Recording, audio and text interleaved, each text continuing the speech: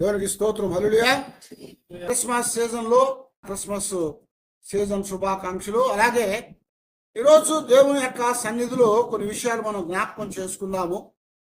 Christmas అనేది ఎంతో సంతోషంతో లోకమంతా జరుపుకునేటువంటి ఒక గొప్ప పండుగ. చాలా వ్యక్తులు చెప్పేటువంటి మాట ఏంటంటే, క్రిస్మస్ అనేది చేసుకోవాలా, క్రిస్మస్ ఎందుకు చేసుకోవాలి, క్రిస్మస్ చేసుకోకూడదని కొంతమంది, చేసుకోవచ్చని కొంతమంది అనేక రీతులుగా మరి చెప్తా ఉంటారు.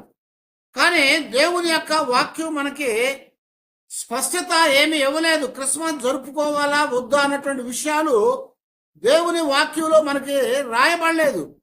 కానీ క్రీస్తు జన్మించాడన్న వాస్తవాన్ని దేవుని వాక్యం మనకి వెల్లడించింది. అలాగే క్రీస్తు జన్మించడం మాత్రమే కాదు, ఆయన లోకంలో జీవించాడని, లోకం కొరకు ఆయన చనిపోయాడన్న వాస్తవాన్ని లేఖనాలు అలాగే చరిత్ర కూడా మనకి జ్ఞాపకం చేస్తూ ఉంది. అందువల్ల మనం ఎల్లప్పుడూ కూడా దేవుని సన్నిధిలో ప్రభువును మహింపరచడానికి మనం ముందుకి నడిచే వారంగా ఉండాలి. ఈరోజు క్రిస్మస్ జరుపుకోవాలా, అయితే 25వ తారీఖున డిసెంబర్నే ఎందుకు జరుపుకోవాలి అని మనం గమనించినట్లయితే, క్రిస్మస్ అనగా క్రీస్తు యొక్క ఆరాధన అని పిలువబడతా ఉంది. క్రైస్ట్ మాస్ అంటారు. క్రైస్ట్ అంటే క్రీస్తు, మాస్ అనగా ఆరాధన. క్రీస్తుని ఆరాధించాలని, క్రీస్తుని ఆరాధించడానికి మనం అందరము ఇక్కడ చేరాము. అందువల్ల ఈ క్రిస్మస్ అనేది డిసెంబర్ 25వ తారీఖున ఎందుకు చేసుకుంటున్నామయ్యా అంటే దానికి ఆధారాలు లేవు. అయినప్పటికీ కూడా కొందరు పండితులు చెప్పినటువంటి విషయాలు మనం జాగ్రత్తగా చూస్తూ ఉన్నప్పుడు, కాన్స్టెంట్ అనేటువంటి రోమా చక్రవర్తి యుద్ధానికి వెళ్తా ఉన్నప్పుడు ఆయనకి ఒక కలగా వచ్చింది. ఆ కలలో తెల్లటి జెండా కనపడతా ఉంది, దాని మీద సిలువు లాంటి గుర్తు ఒకటి కనపడి, అది తీసుకొని వెళ్ళినటువంటి ఆయన ఆ యుద్ధంలో జయించి సంతోషంతో తిరిగి వచ్చాడు.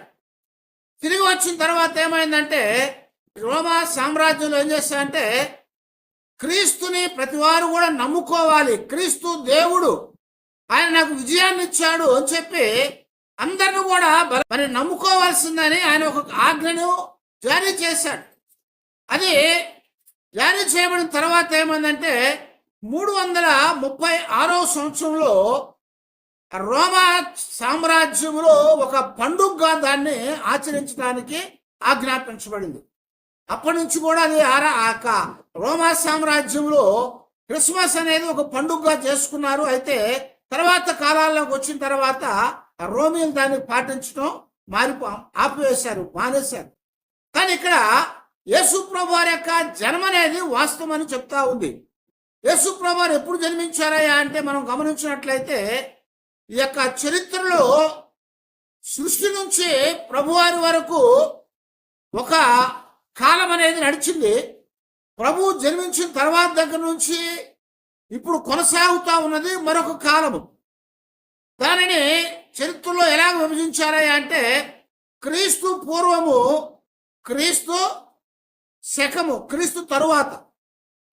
క్రీస్తు పూర్వం ఒక కాలముగా, క్రీస్తు తరువాత ఒక కాలముగా దాన్ని విభజించారు. దాన్ని విభజించినప్పుడు క్రీస్తు పూర్వము, బిఫోర్ క్రైస్ట్ అనేది ఏందయ్యా అంటే మరి 4000 సంవత్సరాల దగ్గర నుంచి ప్రారంభమైంది. బహుశా ఈ సృష్టి అనేది కొన్ని కోట్ల సంవత్సరాలు అయింది సృష్టి కలుగు చేయబడి. అర్థమవుతుందా? ఈ సృష్టి అనేది కొన్ని కోట్ల సంవత్సరాలు అయింది. అలాగే ఇందులో ఉన్న ఈ యొక్క కృత్యములు అంటే దేవుడు ఏర్పాటు చేసినటువంటివి, ఈ పర్వతాలు, కొండలు, చెట్లు, ఇవన్నీ కూడా ఎప్పుడో చేయబడ్డాయి. కానీ అవన్నీ ఏమైపోయినాట, లూసిఫరు దేవుని మాటను ధిక్కరించినప్పుడు ఒకసారి లోకమంతా కూడా నాశనం చేయబడిపోయింది. కనుక ఇప్పుడు మన యొక్క పురాతన వస్తు శాస్త్రవేత్తలు తవ్వకాల్లో తవ్వుతా ఉన్నప్పుడు ఎన్నో బయటపడతా ఉన్నాయి. అవన్నీ కూడా వాళ్ళు కార్బానిక్ టెస్ట్ అని చేసినప్పుడు దాని కాలాన్ని వారు కనుగొంటా ఉంటారు. ఆ కాలాన్ని కనుగొంటున్నప్పుడు అది 100 సంవత్సరాలు మాత్రం కాదు, 1000 సంవత్సరాలని లక్షల సంవత్సరాలు, కోట్ల సంవత్సరాలు అని చెప్తా ఉన్నారు. బహుశా అదంతా కూడా వాస్తవం. కారణం ఏంటంటే దేవుని సృష్టి అనేది ఒకటి అయిపోయింది, పాడైపోయింది. అప్పట్లో ఉన్నవన్నీ కూడా మరి భూగర్భంలోకి వెళ్ళిపోయినాయి. కనుక అవన్నీ బయటకు తీసినప్పుడు దాని యొక్క కాలాన్ని అవి తెలియజేస్తూ ఉంటాయి. ఆ తర్వాత ఏం జరిగిందంటే మరలా దేవుడు మరొక సృష్టిని కలుగు చేశాడు. అది ఆదాముతో చేయబడింది.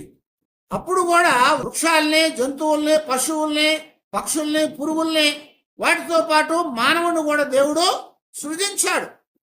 కాబట్టి ఆ మానవుని సృజించిన దగ్గర నుంచి ఇప్పటి వరకు 4000 సంవత్సరాలు, అంటే యేసుక్రీస్తు వారి వరకు 4000 సంవత్సరాలు అయిపోయినట్లుగా కొంత చరిత్ర మనకి జ్ఞాపకం చేస్తా ఉంది. యేసు ప్రభువారు జన్మించే వరకు 4000 సంవత్సరాలు అయింది. ఈ 4000 సంవత్సరాలు అనేవి క్రీస్తు పూర్వంగా ఎంచబడతా ఉన్నాయి. క్రీస్తు మరి ఎప్పుడు జన్మించాడయ్యా అంటే ఆయన 1వ సంవత్సరంలో జన్మించలేదు. క్రీస్తు పూర్వం అంతా కూడా పై నంబర్ నుంచి కిందకి దిగుతా వచ్చినాయి. క్రీస్తు శకం అంతా కూడా 1 నుంచే పైకి వెళ్తా ఉంటది అనమాట. అయితే క్రీస్తు యేసు ప్రభువారు ఎప్పుడు జన్మించారయ్యా అంటే సుమారుగా 4వ సంవత్సరంలో ఆయన జన్మించాడని చాలా ఆధారాలు మనకు ఉన్నాయి.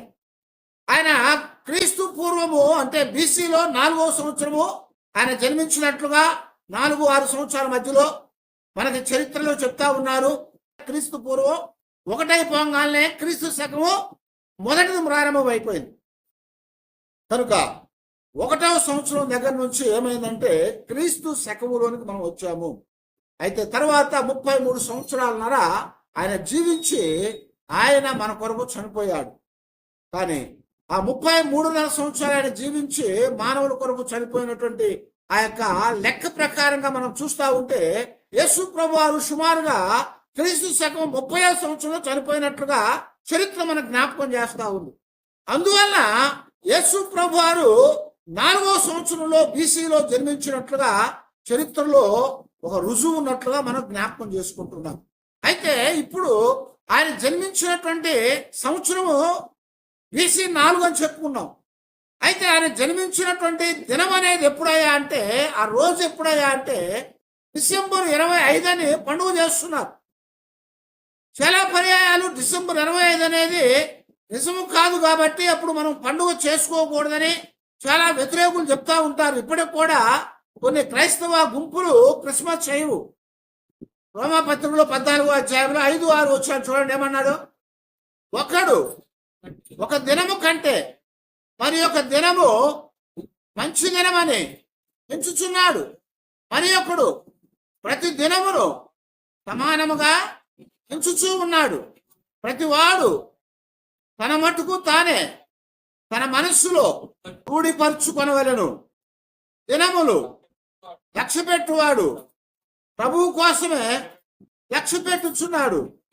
తినువాడు దేవునికి కృతజ్ఞతాస్తుతులు చెల్లించుచున్నాడు గనుక ప్రభువు కోసమే తినుచున్నాడు. తిననివాడు ప్రభువు కోసము తినుట మాని దేవునికి కృతజ్ఞతాస్తుతులు చెల్లించుచు ఉన్నాడు అని ఇక్కడ జ్ఞాపకం చేస్తున్నాడు. చక్కటి విషయాన్ని పౌలు గారు జ్ఞాపకం చేశాడు. ఒకడు ఈరోజు మంచిది అంటాడట, మరొకడు ఈరోజు మంచిది కాదంటాడట కదా. ఈరోజు మంచిది, రేపు మంచిది కాదు, మరొక రోజు మంచిది కాదని చెప్పడంలో జ్ఞానం లేదు. ఎందుకంటే దేవుడు దినాలను ఆయన రూపించినవాడు, సృష్టిని చేసినవాడు, దినాలను రూపించినవాడు, సమస్తాన్ని కలుగు చేసినవాడు ఆయనే. కనుక ఒక దినాన్ని మంచిగా ఒక దినాన్ని చెడ్డగా దేవుడు ఎప్పుడు కూడా చేయలేదు. కానీ మనుషులు ఏమనుకున్నా అంట, ఒక రోజు మంచిది మరొక రోజు మంచిది కాదనుకుంటున్నాడు. అందుకు పౌలు ఏం చెప్తున్నాడంటే ఏ రోజైనా కానీ అది మంచిదే, ఎందుకంటే దేవుని చేత అది ఏర్పాటు చేయబడింది. దేవుడే ఏర్పాటు చేశాడు కనుక దేవుడు ఏర్పాటు చేసింది ఏది కూడా మంచిది కాకుండా పోలేదు. అందువల్ల సృష్టిని కలుగు చేసినప్పుడు ఆది కాండంలో 1వ అధ్యాయం 2వ అధ్యాయంలో అక్కడ ఏమని రాస్తున్నా అంటే ఆయన సాయంకాలమును ఉదయము కలుగా ఒక దినమాయను ఆయన చేసినది చూసినప్పుడు అది అంత కూడా మంచిగా ఉండను అని రాస్తున్నాం. దేవుడు చేసిందంతా కూడా మంచిగా ఉంది. కనుక ఏ దినము కూడా మంచిది చెడ్డది అనేది లేదు అని పౌలు చెప్తా ఉన్నాడు. అందుకొరకే మనము కొన్ని వాటిని ఆచరించాలా ఆచరించకూడదు అనేటువంటి ఒక మూఢనమ్మకాన్ని మన జీవితాల్లో ఉంచి తీసివేసుకోవాలని చెప్తున్నాడు. యేసుక్రీస్తు వారు ఈ లోకంలో జన్మించారు. ఆయన ఎప్పుడు జన్మించాడయ్యా అంటే డిసెంబర్ 25వ తారీఖున జన్మించాడని మనకి పండుగ చేస్తున్నారు. ఆ రోజున మనకి లేఖనాల్లో రాయబడలేదు కదా అని చాలా మంది చేయకూడదు అంటారు.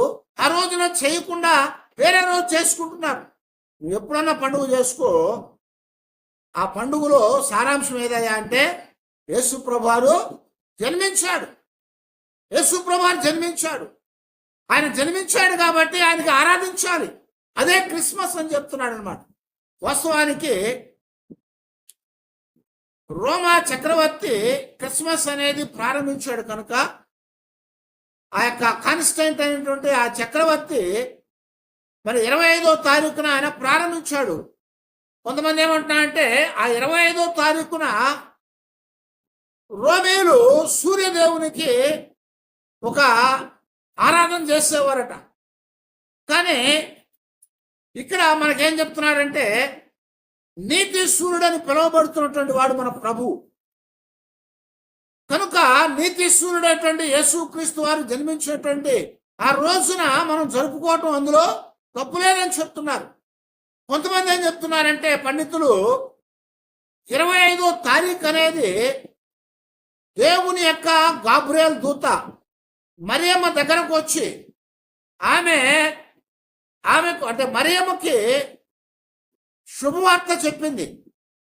అమ్మా నువ్వు దయాప్రాప్తురాలివి, ఏమన్నాడు లూకాసు వార్తలో, నువ్వు దయాప్రాప్తురాలివి, నీకు శుభం కలుగును గాక అని చెప్తూ ఇదిగో నీవు పరిశుద్ధాత్మ ద్వారా గర్భము ధరించబోతున్నావు, ఒక శిశువుకి జన్మనివ్వబోతున్నావు అని చెప్పాడు. ఒక శిశువుకి నువ్వు జన్మనివ్వబోతున్నావు, అతడు లోక రక్షకుడు, అతడు మన ప్రజలను వారి పాపములో నుంచే విడిపించేవాడు అని ప్రకటన చేసిందట. ఆ రోజు 25వ తారీఖు అని చాలా మంది చెప్తా ఉంటారు. అంటే ఆ యొక్క యూదా సంబంధమైనటువంటి ఆ చరిత్రలో రాయబడతా ఉంది. పండితులు చెప్తున్నారు కదా, ఆ 25వ తారీఖున గాబ్రియల్ దూత మరియమ్మకు కనపడి ఆ ప్రకటన చేసిందట. అది ఎప్పుడయ్యా అంటే మార్చి 25వ తారీఖు అంటున్నారు. అది నిస్సాన్ మాసం, నిస్సాన్ మాసంలో. అయితే మరొక మాట లూకాసు సువార్తలోనే అంటే సువార్తలో మనకు జ్ఞాపకం చేస్తున్నాడు. ఏమంటే యేసోపు మరియమ్మను ప్రదానం చేసుకొని ఆమె నిండు సులాలుగా ఉన్నప్పుడు ఆమెను ఎక్కడికి తీసుకెళ్ళాడట? ప్రజా సంఖ్యలో నమోదు చేయడానికి రోమా చక్రవర్తి ద్వారా చెప్పనటువంటి ఆ యొక్క ఆజ్ఞ ప్రకారంగా రిజిస్టర్ చేయడానికి వెళ్ళారు. యెరూషలేము వెళ్ళారు. ఆ యెరూషలేము వెళ్ళినప్పుడు అక్కడేమని రాసు అంటే ఆమె నెలలు నిండుగా 9 నెలలు నిండి అంటున్నారు. అందుకని వాళ్ళు ఏమంటున్నారంటే మార్చి 25వ తారీఖున గాబ్రియల్ దూత మరియమ్మకు చెప్పింది కనుక ఆ రోజున పరిశుద్ధాత్మ ఆమె మీదకి ఆవరింపబడినందున ఆమె గర్భం దాల్చింది. 9 నెలలు నిండినే కనుక 25వ తారీఖు డిసెంబర్న ఆమె జన్మించిందని కొంతమంది దాన్ని జ్ఞాపకం చేస్తూ ఉంటారు. ఇశ్రాయేల్ క్యాలెండర్ అనేది 28 రోజులతోనే ఉంటుంది. అది ఎప్పుడు కూడా 30 రోజులు ఉండదు. అందువల్ల వాళ్ళకి కొన్ని సంవత్సరాల తర్వాత మరొక నెల వస్తూ ఉంటుంది. వాళ్ళకి కొన్ని సంవత్సరాలు 12 నెలలు ఉంటాయి.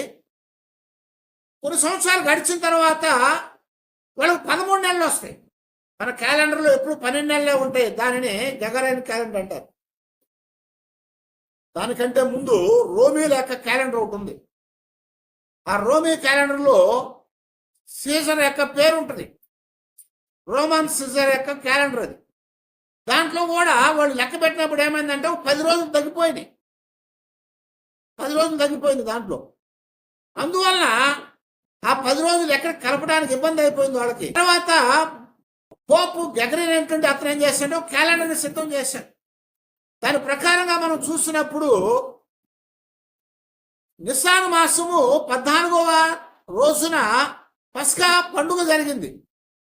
అయితే అలాగా వాడు వెనక్కి వెళ్తా ఉంటే ఏమైందంటే యేసుక్రీస్తు వారికి పుట్టుకకి ముందుగా మరియమ్మకి దూత వచ్చి ప్రకటన చేసినప్పుడు ఆ ప్రకటన నిస్సాన్ మాసంలో 25న పడింది ఆ రోజు.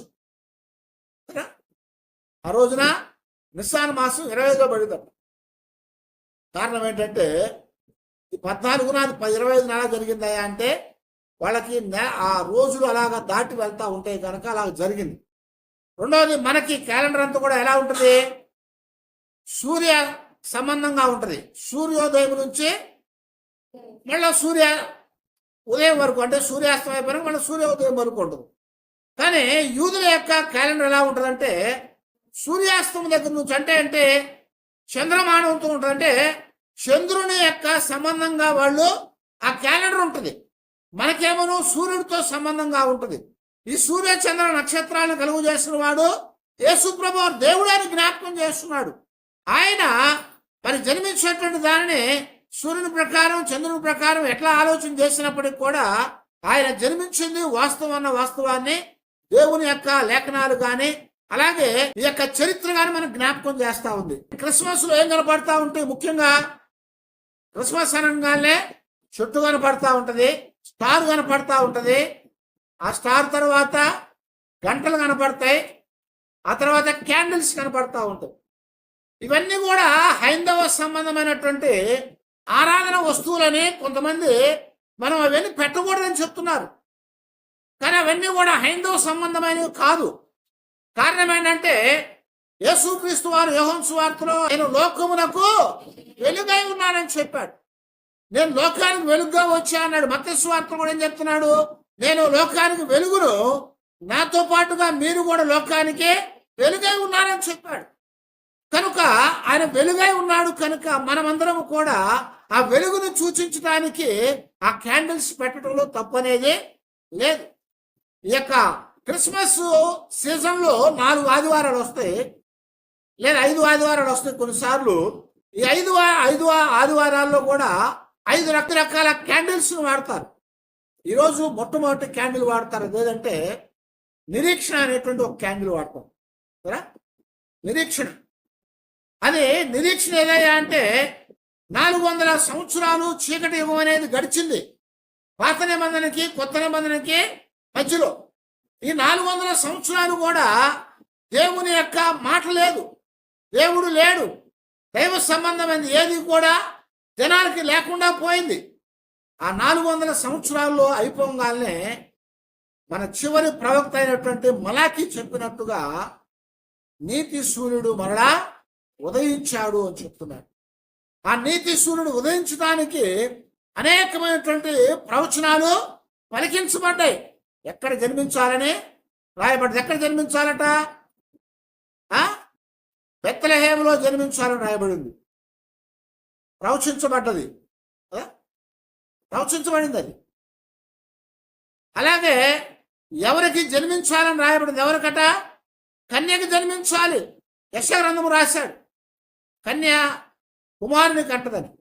ఆ తర్వాత ఎప్పుడు జన్మించాలి? ఎప్పుడట? కాలము పరిపూర్ణమైనప్పుడు దేవుడు తన ప్రియకుమారుని లోకానికి పంపించాడని పౌలు గారు గలతీ 4లో రాశాడు. అలాగే ఎందుకు జన్మించాలి? ఎందుకు జన్మించాలి? తన ప్రజలను వారి పాపముల్లో నుంచి విడిపించటానికని జన్మించాలి. ఎందుకు జన్మించాలంటే మరొక కారణం ఏంటంటే ఆయన లోకానికి విమోచన ఇవ్వటానికి, మరణించడానికి ఎందుకు జన్మించాలి. కాబట్టి ఇవన్నీ కూడా దేవుని యొక్క లేఖనాల్లో మనకు రాయబడ్డాయి. అందుకొరకే యేసు క్రీస్తు వారు ఈ లోకంలోనికి వచ్చారు. ఆయన ఎవరి ద్వారా జన్మించాలంటే పరిశుద్ధాత్మ ద్వారా జన్మించాలని రాయబడింది. ఎవరి వంశంలో జన్మించాలయ్యా అంటే దావీదు వంశం అని చెప్పబడింది. మరలా ఎందుకు ఆయన వచ్చాడయ్యా అంటే అనేకుల్ని బాగు చేయటానికి. లూకాసు వార్త 4లో యెషయా గ్రంథములో ఆయనకి యేసు ప్రభువారికి ఇవ్వబడినప్పుడు అది తీసినప్పుడు ఏమని చెప్తున్నాడో చదివారు ఆయన. ఇదిగో నేను నా మీద దేవుని ఆత్మ నింపబడి ఉన్నది. నేను ఎందుకు వచ్చానంటే లోకానికి సువార్తను ప్రకటించడానికి. గుడ్డివారికి చూపునివ్వటానికి, నలిగిన వారిని బలపరచటానికి, కుంటి వారిని బాగు చేయటానికి, ఇంకా చెరలో ఉన్న వారికి విడుదల ఇవ్వటానికి, హితవత్సరమును ప్రకటించడానికి వచ్చానని రాయబడతావు. హితవత్సరాన్ని ప్రకటించడానికి వచ్చానని రాయబడతావు. మరొకటి మనం గమనించినట్లయితే ఇక్కడ ఆయన ఇవన్నీ జరిగించడానికి ఆయన లోకంలోనికి వచ్చినట్టుగా దేవుని వాక్యం మనకి ఇక్కడ జ్ఞాపకం చేస్తా ఉంది. అందుకొరకే యేసు ప్రభువారు 25వ తారీఖు డిసెంబర్ జన్మించడానికి మరొక మాట ఏం చెప్తున్నారంటే, ఇందాక చెప్పుకున్నట్టుగా మరియమ్మకి దూత ప్రకటించినటువంటి రోజు, ఆ రోజు కన్సీవ్ అయిన రోజు, ఆమె గర్భము ధరించిన రోజు కనుక ఆ 25వ తారీఖున లెక్కించడం అనేది మనం గమనిస్తా ఉన్నాం. ఏదేమైనప్పటికీ కూడా ప్రభువారి యొక్క జన్మ అనేది వాస్తవం. ఇందులో యేసు ప్రభువారు 25న జన్మించారా లేదా అన్నది పక్కన పెడితే, యేసు ప్రభువారు జన్మించారు లోకములు అన్నది ఒకటి నిజం. అది అందుకే క్రిస్మస్ మనము జరుపుకోవాలి అని జ్ఞాపకం చేస్తున్నాను. యేసు ప్రభువారు క్రిస్మస్ జరుపుకోవడానికి మరొక కారణం ఏంటంటే, ఇందాక చెప్పుకున్నట్టుగా యోహోను సువార్తలో 1వ అధ్యాయంలో 14వ వచనంలో ఏం రాయబడతా ఉంది? ఆ వాక్యమే శరీరధారిగా కృపాసత్య సంపూర్ణుడుగా మన మధ్యలో నివసించింది అని చెప్పాడు. అంటే ఏంటంటే యేసు ప్రభువారి యొక్క అవతారాన్ని, అంటే యేసు ప్రభువారు మానవ అవతారాన్ని తీసుకున్నటువంటి ఒక నిజాన్ని జ్ఞాపకం చేస్తుంది. అది ఇన్కార్నేషన్ అంటారు. వాక్యము మానవ రూపాన్ని ధరించింది. ఇది దైవత్వాన్ని సూచించేదిగా ఉంది. ఎలాగంటే ఆది యందు వాక్యం ఉందని, వాక్యము దేవుని దగ్గర ఉందని, ఆ వాక్యమే దేవుడై ఉందని, ఆ వాక్యమే కృపాసత్య సంపూర్ణంగా మన మధ్యలో నివాసం చేయటానికి శరీరాన్ని ధరించుకుంది. కనుక ఇప్పుడు దేవుడు మన మధ్యలోకి వచ్చాడు. దేవుడు మనతో జీవించడానికి ఆయన అంగీకరించాడు. కాబట్టి మనము క్రిస్మస్ అనేది జరిగించుకోవాలి అని జ్ఞాపకం చేస్తున్నాం. క్రీస్తు వెలుగై ఉన్నాడు. క్రీస్తు వెలుగై ఉన్నాడు. ఆయన వెలుగై ఉన్నాడు కనుక ఆ వెలుగుని మనం గ్రహించుకోవాలి. ఆ వెలుగును మనం గ్రహించాలంటే మనం వెలుగు దగ్గరికి వెళ్ళాలి. ఈ లోకం కూడా ఎలాగుందా అంటే గాఢాంధకారము, సాతాను, చీకటి సంబంధమైనటువంటి ఆ యొక్క దేవత చేతుల్లోకి వెళ్ళిపోయింది. అందులో నుంచి మనం బయటికి రావాలంటే ఏం కావాలి? వెలుగు కావాలి. ఆ వెలుగుని ఇవ్వటానికి ఆయన వచ్చాడు. ఆ చీకటిలో ఉన్నటువంటి వారికి వెలుగుని ఇవ్వటానికి ఆయన వచ్చాడు. అందుకే యోహోను సువార్తలను మనకు రాస్తున్నాడు కదా, నేను లోకములో ఉన్నాను, లోకానికి నేను వెలుగై ఉన్నాను. నన్ను చూచువాడు, నన్ను వెంబడించువాడు జీవపు వెలుగులో నడుస్తాడని చెప్పాడు. కనుక ఆ వెలుగును చూసినప్పుడే మనం కనపడతాం. వెలుగు చూడకపోతే మనం కనపడలేం. అందుకొరకే మన జీవితాల్లో మనము ఎవరని ఎలాగున్నాము, దేవుని పిల్లలమని, దేవుని యొక్క స్వరూపములో సృజించబడ్డామని మనకు తెలియటానికి యేసు ప్రభువారిని దేవుడి లోకానికి పంపించాడంటే దేవుడే యేసుక్రీస్తు వారిగా లోకంలోనికి ఆయన వచ్చాడు. ఆయన వచ్చి ఆ వెలుగును ప్రకాశింపజేశాడు. ఆ వెలుగు మనము చూసి ఆ వెలుగులో మనల్ని మనము గుర్తించుకోవటానికి ఆయన లోకంలోనికి వచ్చాడు. కనుకనే క్యాండిల్స్ అనేవి వెలిగించబడుతున్నాయి. ఆ క్యాండిల్స్ గుర్తు ఏంటంటే వెలుగునివ్వటం. అది వెలిగి ఆ చీకటిని పారతోలుతా ఉంటుంది. దాని జీవితాన్ని, అంటే అది కరిగిపోతా ఉంటుంది. యేసు ప్రభువారు కూడా లోకానికి వచ్చి ఆయన వెలుగునిచ్చి ఆయన కరిగిపోయి చివరికి ఆయన మరి మన కొరకు అప్పగించబడ్డాడు. అందుకనే క్యాండిల్స్ అనేది, అంటే ఆ క్రిస్మస్ రోజున క్యాండిల్స్ వెలిగించడంలో మరి అంతరార్థం అని కొంతమంది చెప్పుకుంటూ వచ్చారు. అలాగే గంటలు అనేవి మరి హైందవ సంబంధం అంటూ ఉంటారు. గంట అంటే ఏంటి?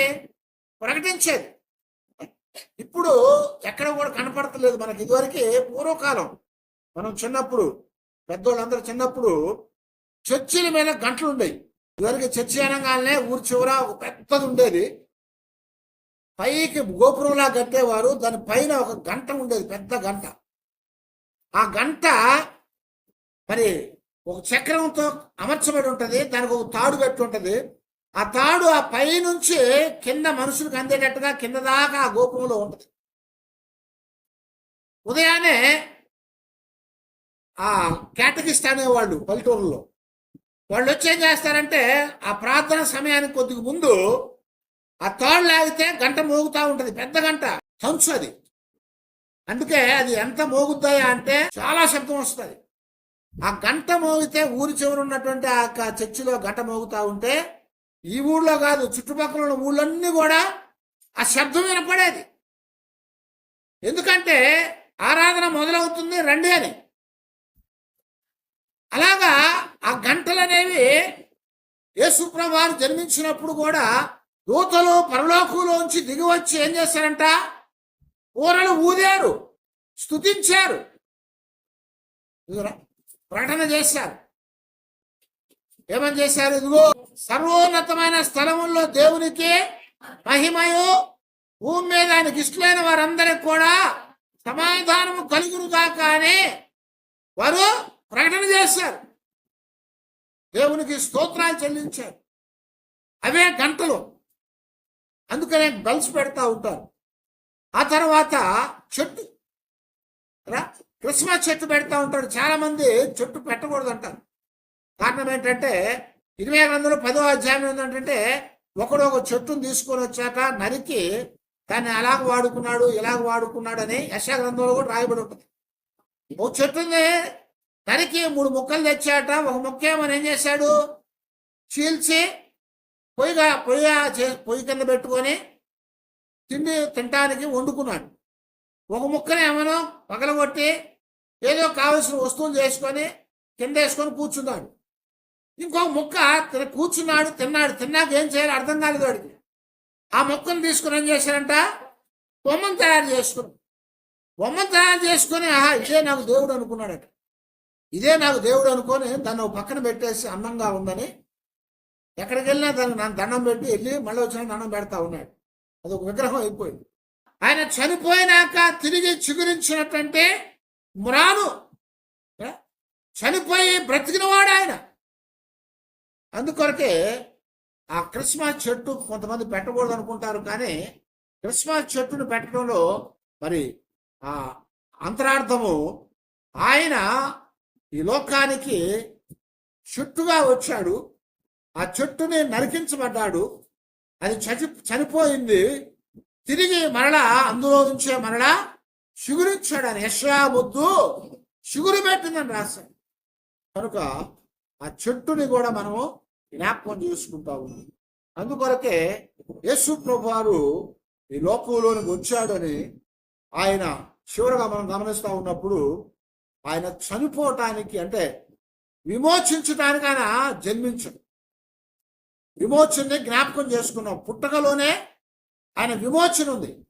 కాబట్టి ఆ పుట్టిన మనము నాశనంలోకి వెళ్ళిపోకుండా మనల్ని మన పాపపు జీవితంలోంచి మనల్ని విమోచించడానికి యేసు ప్రభువు లోకానికి వచ్చాడు.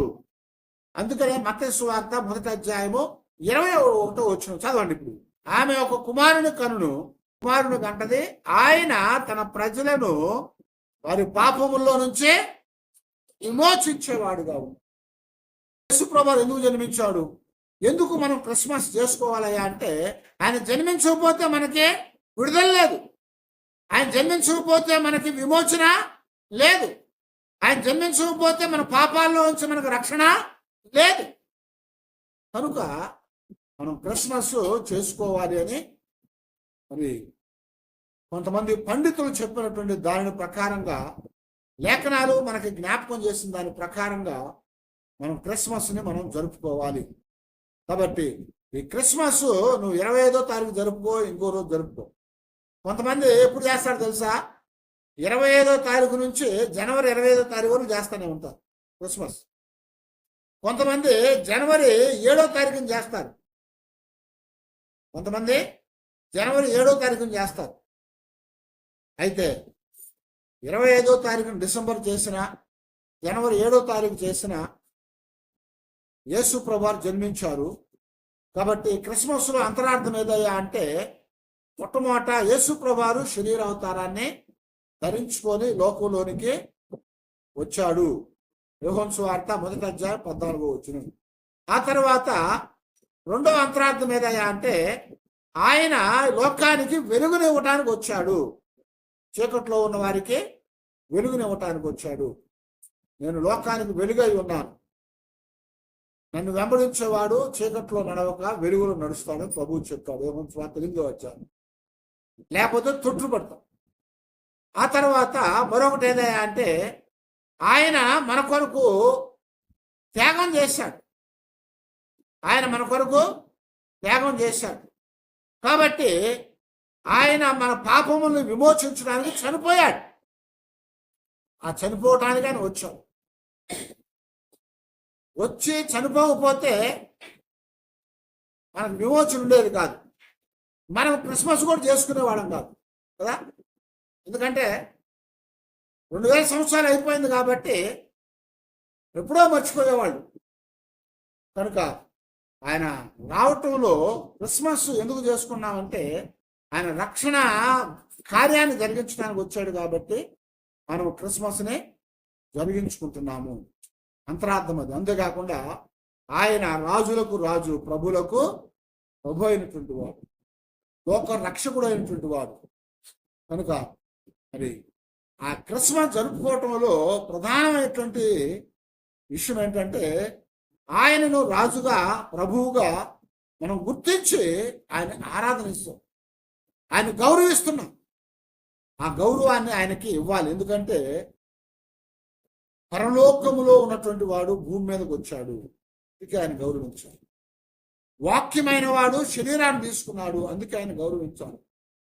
మానవ జన్మెత్తి మామూలుగా వెళ్ళిపోకుండా అందరి కొరకు ఏం చేశాడు? సకల మానవుల కొరకు ప్రాణాన్ని ఇచ్చాడు, రక్తాన్ని ఇచ్చాడు. కాబట్టి ఆయన మనము గౌరవించాలి. కనుక ఈ సత్యాలన్నీ కూడా క్రిస్మస్లో మరి దాగి ఉన్నాయి. కాబట్టి మనము క్రిస్మస్ జరుపుకోవాలి. ఆయన చేసినటువంటి ఆ కార్యాలు మనకి చరిత్రలో, మనకి బైబిల్లో మనకి ఆ తారీఖులతో రాయబడలేదు, కానీ చరిత్రలో కొన్ని ఆధారాలు మనకు ఉన్నాయి. వాటిని బట్టి ఈ క్రిస్మస్ని మనం డిసెంబర్ నెలలో 25వ తారీఖున జరుపుకుంటున్నాము. ఆ సీజన్లో మొదటి ఆదివారం ఇవాళ నిరీక్షణతో కూడినటువంటి ఆ కొవ్వొత్తుని వెలిగించి యేసు ప్రభు వారి కొరకు నిరీక్షించారు. ఇప్పుడే ఆయన్ని రాజుగా, ప్రభువుగా, మన రక్షకుడుగా గుర్తించి ఆయన్ని ఆరాధిస్తే మనకెంతో ఆశీర్వాదం. ఆ ఆశీర్వాదం దేవుడు ఇవ్వటానికి మానవ జన్మ ఎత్తుకొని లోకానికి వచ్చారు. ఆయన్ని జ్ఞాపకం చేసుకొని మనం ఈ క్రిస్మస్ సీజన్లో మొదటి ఆదివారం ఆయన క్రిస్మస్ జరుపుకోవాలా వద్దా, డిసెంబర్ 25న ఎందుకు జరుపుకుంటున్నాం అన్న విషయాలు జ్ఞాపకం చేసుకున్నాం. కాబట్టి వాటన్నిటిని బట్టి దేవుని ఆరాధన చేద్దాం, దేవుని స్తుతించి, దేవుని మహింపరిచి ప్రభువుతో ముందుకు సాగుదాం. అందరు తల వచ్చి ప్రార్థన చేసుకుంటాం.